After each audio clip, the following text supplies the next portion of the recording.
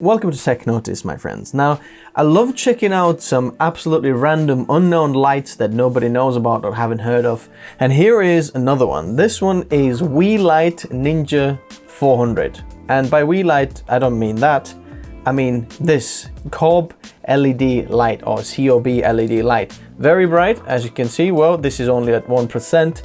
But let's talk more into a little bit of the specifications, some of the good sides and some of the bad sides. So if you do want to check it out, I'm going to leave the link in the description at any point of this video. You can check out the description. There's some helpful information over there as well as some links for this product. But just to show you kind of what this light comes in. First of all, it comes in a box like that, which is quite nice, you know, a hard box. It all goes inside, everything fits inside there, which is fantastic. And then there is this one cable that leads to this control box. And then another cable from the control box leads to a power brick, as you can see over here. And then you have a normal kettle lead from the power brick to the wall. This power brick is massive, okay? And it's massive because this light is rated at 150 watts power, which is quite a lot. The one very interesting thing about this light is that it is a bicolor. So the color temperature range is from 2500 kelvins to 8500 kelvins, which is quite a lot, quite a large color temperature range. So straight away, let's talk about one of the most important things, which is the brightness. How bright is this light and how does it compare to something that is on the market? So this light basically is mainly daylight bulbs. So there's daylight bulbs inside and then tungsten bulbs inside. But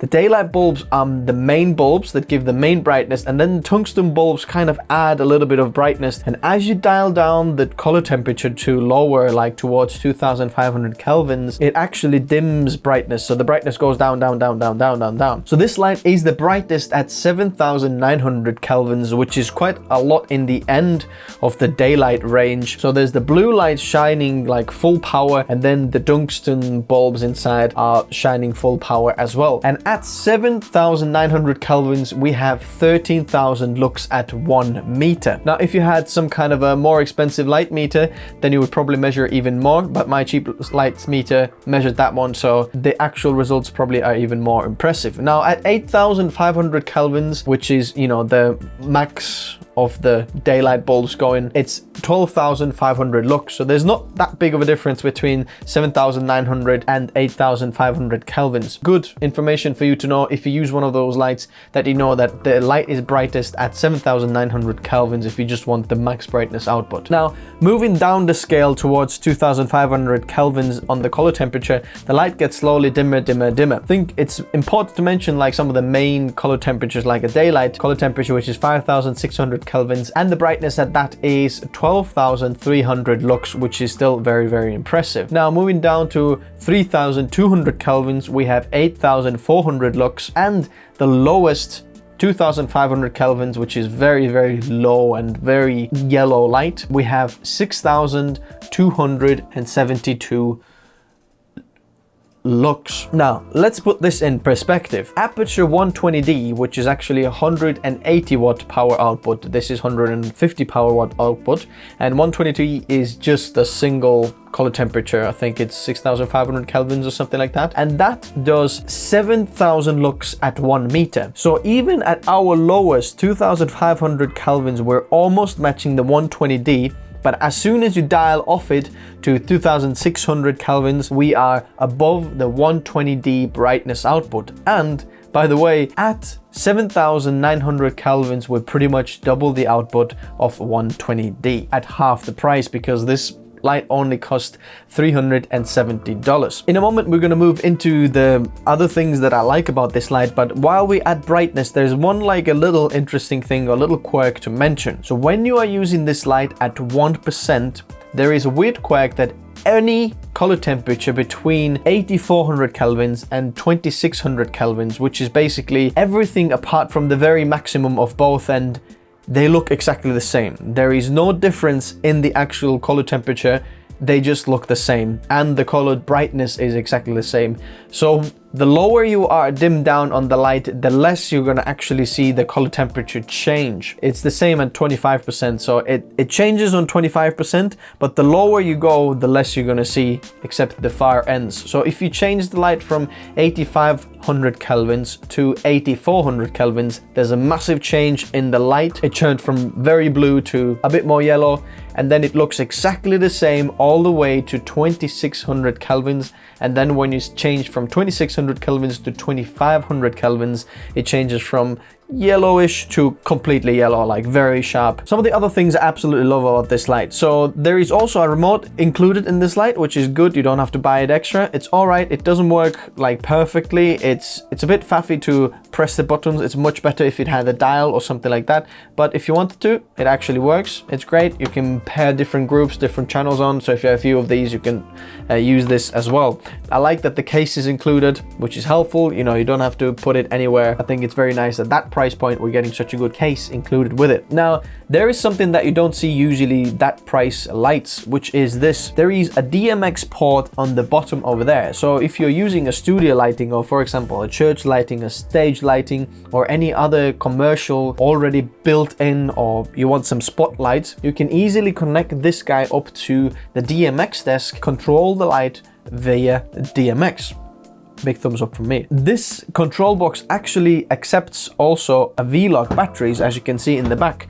There is a battery mount over here. If you want to use this out in the open, somewhere in the middle of the forest, you know, if the pandemic is absolutely mental, then you can get yourself a battery and, you know, you can shoot some videos, YouTube videos in the middle of the forest and hide from, you know, werewolves. The light actually has a Bowens mount, so you can attach different accessories if you wanted to. So you can buy any Bowens mount soft boxes or Fresnel mounts or anything on the top there. Very helpful. Bowens mount, very popular mount. Thumbs up. The light is actually quite lightweight. It only weighs 1.66 kilos, which is quite light. Now the light does have a fan over here as well, so when it gets hot, at the moment I'm on 1%, but when you turn it to like 50 or 100%, it gets quite warm and not that hot so that you can't touch it, but it's quite like, you know, you're feeling like a radiator. It's warm. The fan is not too loud, so I'm happy about that. Even at running at 100%, I don't think it would be a problem with mics unless you're literally running your shotgun mic right next to it, but I don't know who would do that. And I think last thing to just kind of underline what I like about this is it is very bright, like seriously bright for the price, what you pay for it. You get a lot of brightness. Just to mention again, this is at 1%. Let me quickly show you if it would be 100%. Okay, there we go. This is 100% now. And as you can see, I'm getting some weird glow bounce on that side. So I'm going to turn it down to 48%. Okay, 33% there. Now the sides that I don't like about this light. First of all, I think the power supply system and all the cables and things, it is slightly messy. And there is no way to actually attach this power brick to like an actual C-stand apart from just leave it dangling with this little hook that is on the top over there. I wish there was some kind of a, you know, a locking mechanism or something that you can lock it somewhere in there, but you know, they really need to save money. I get that, but it is not ideal if you have to carry it around everywhere. There's nowhere to put it. There's a mess of cables on the floor over there.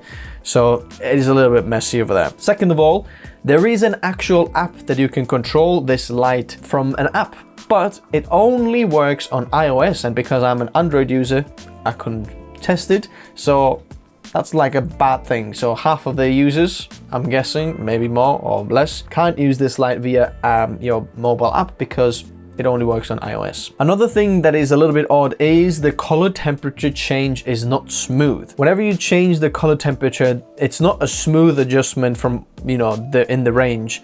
It kind of is smooth in the middle and maybe changes a little bit here and there, but then when you get to the ends, it's very like harsh and changes a lot. Plus, the brightness changes quite a lot as well. So when you go from like 1%, let's say 2500 kelvins to 2600 kelvins, by 1 point of color temperature or 100 kelvins color temperature, you're actually gaining 600 lux of color temperature, which is quite a lot. And moving on from there, also like a weird thing figured out when testing the light and measuring the brightness and things is that when you're at 1% on the light doesn't seem to be stable in the brightness. Now I couldn't see that with my eye, but when shining the light at the light meter, I can see that the light meter is kind of fluxing up and down, or mainly gaining up about 60 lux, which is not, it's not stable at whatever it is, 2133 lux, but it gains another like 40 maybe lux, 40 to 60 lux, and then kind of equals there. So it kind of a little bit changes when you're at 1%. Just a little odd observation. Another weird thing, or bad side, interesting thing I noticed is that the light is not the brightest in the center of the bulb. The weird thing is there is like a hole, or like a little bit dimmed down section in the middle of the light kind of circle, and then the brightest area is like a band around the center when you go towards the edge, somewhere in the middle of the edge, or even further, more like 3/4 away through the end of like the circle that you can see on the wall. That is the brightest point. So if I pointed the light directly at the light meter, I was like, okay, this one, and then I moved it slightly to the side so that the edge is shining exactly to the light meter, and then that was the brightest point. Interesting. And the last thing just to pick on this is that this light fixture inside this control box, all the font over here is Comic Sans. I'm not sure how I feel about that, but certainly that does not feel professional. In conclusion, is that a good light or a bad light? It has some of its own quirks. For example, the light color temperature changes, is not smooth and things, but like the clutch works very well because there's actually teeth on the other side. So if I turn it this way, whoa, there is these teeth, and when you lock it in, it doesn't move anywhere. So if you have a very heavy softbox in the end over here, it's not going to dip down or anything like that. But for the money you pay for this light, you're getting a lot of brightness, a lot of versatility, even in the color temperature change. Even though it's not very accurate, it's still quite a lot of bang for buck for your money. For $370, I'm not sure if you can get anything else. If you think you can, please let me know. I know Aputure released the new lights that are out there, so that could be an interesting competitor to this one. What do you think? Would you get the newer, cheaper Aputure lights or this one? I don't know. What do you think? Let me know in the comment section below. Hit that like button if you found this video helpful, subscribe if you haven't already, and I'll see you very soon. Thanks for watching, guys. Bye bye.